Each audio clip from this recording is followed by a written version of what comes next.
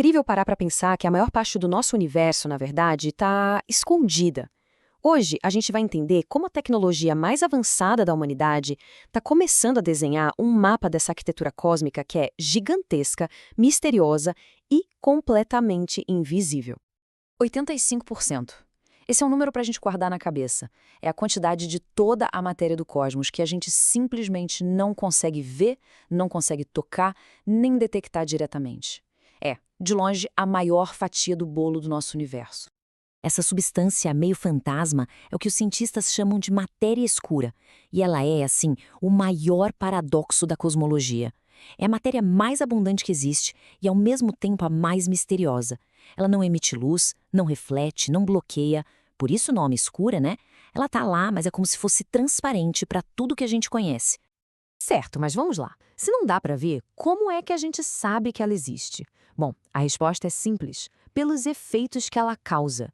A matéria escura é a grande arquiteta invisível do cosmos. A melhor forma de imaginar isso é pensar nela como se fosse um andaime gravitacional gigantesco. Sabe, é tipo o esqueleto do universo que, com a sua gravidade imensa, foi puxando o gás e a poeira que formaram tudo que a gente vê hoje. Estrelas, planetas, galáxias inteiras. É a fundação sobre a qual tudo foi construído. Então, o ponto crucial é este. Sem a matéria escura, o universo seria um lugar vazio, disforme. Galáxias como a nossa, a Via Láctea, nunca teriam tido a chance de se formar. Essa estrutura toda complexa que a gente observa no céu simplesmente não existiria. É por isso que entender essa matéria é tão fundamental. E isso leva a gente para a grande pergunta, né? Como é que se faz um mapa de algo que, por definição, é invisível? A solução para isso é um dos truques mais engenhosos da astronomia moderna. A técnica se chama lente gravitacional fraca. A ideia é a seguinte: mesmo sendo invisível, a matéria escura tem massa, e muita massa. Isso gera uma gravidade poderosíssima, tão forte que ela consegue curvar o próprio tecido do espaço-tempo. E ao fazer isso, ela acaba desviando o caminho da luz que passa por ali. E o processo todo funciona de um jeito fascinante. Primeiro, a luz de galáxias muito distante viaja bilhões de anos pelo espaço até chegar aqui. No meio do caminho, essa luz passa por uma região com muita matéria escura. A gravidade ali desvia um pouquinho a trajetória da luz. Quando essa luz finalmente chega nos nossos telescópios, a imagem das galáxias aparece com uma distorção minúscula. E é medindo essas distorções que os cientistas conseguem então criar um mapa de onde está a matéria invisível que causou o desvio. E é exatamente aqui que a nossa história dá um salto gigantesco. O telescópio espacial James Webb acabou de entregar o mapa mais nítido e profundo já feito da matéria escura. É um verdadeiro marco para a cosmologia. Olha, a diferença é impressionante. Se a gente comparar com os mapas que o Hubble fazia, o novo mapa do Webb tem mais do que o dobro da precisão. E o que é mais importante, ele consegue enxergar uma era muito mais antiga do universo, uma época fundamental que os astrônomos chamam de meio-dia cósmico, que foi o período de pico de formação de estrelas na história do universo. Nós estamos falando de olhar para uma época em que o universo tinha só 4 bilhões de anos de idade. É como ter uma máquina do tempo que permite ver a estrutura do cosmos quando ele ainda era bem jovem, super efervescente.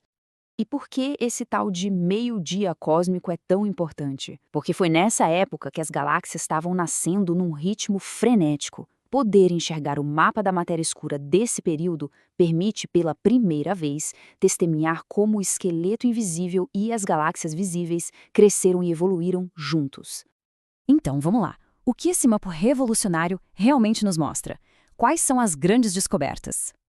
Bom, primeiro, ele confirmou a localização de 15 aglomerados de galáxias que já eram conhecidos, o que prova que a técnica funciona com uma precisão incrível. Mas o mais empolgante é que ele revelou novas estruturas que ainda estão se formando e, pela primeira vez, nos deu uma visão clara dos filamentos fininhos de matéria escura. São como as estradas cósmicas que conectam os grandes aglomerados. A gente está vendo a teia cósmica como nunca antes.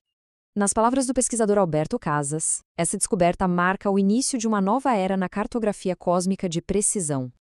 Ou seja, as nossas teorias mais importantes sobre como o universo se estrutura acabaram de passar por um teste super rigoroso e foram confirmadas com detalhes espetaculares.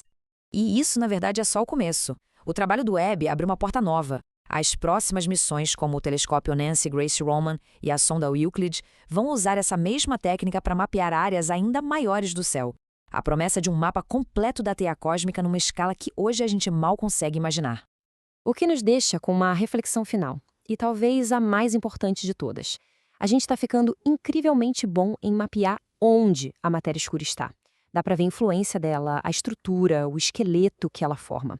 Mas a questão fundamental, o maior mistério da física moderna, continua no ar. Quando é que a gente vai finalmente descobrir o que ela realmente é?